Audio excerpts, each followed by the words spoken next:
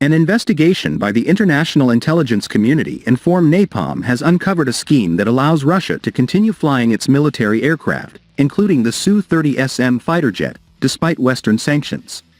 The investigation highlighted how Kazakhstan's ARC group had facilitated the maintenance of Russian jets, using French aviation technology from Thales and Safran.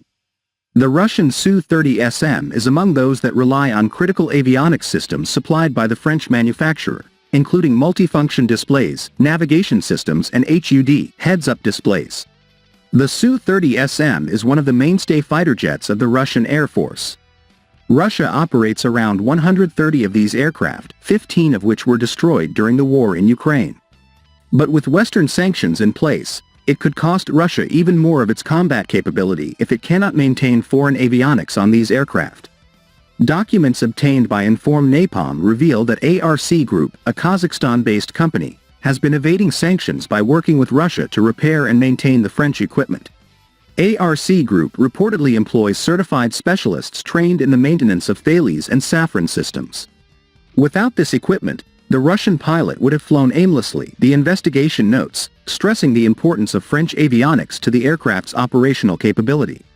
InformNapalm investigations show that ARC Group signed a contract with the Russian company Rosaviatspecomplect in 2021, agreeing to repair French-made components for the Russian Su-30SM. Despite sanctions imposed following Russia's invasion of Ukraine, the contract remains in place, with specialists from Kazakhstan traveling to Russia to carry out maintenance duties. According to the findings, the Kazakh experts were trained by Thales in France and received certification to repair the system.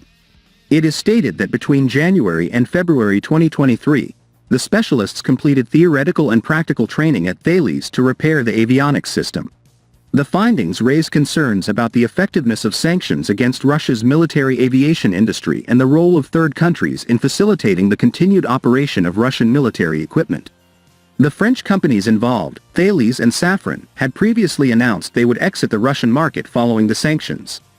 But in fact, the investigation revealed that ARC Group continued to obtain equipment and expertise from France under the guise of servicing Kazakhstan's own Su-30SM fleet.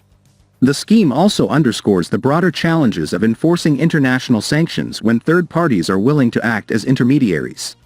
InformNapalm has urged French authorities and international organizations to investigate and address these abuses, warning of long-term implications for global security if such practices are not curbed.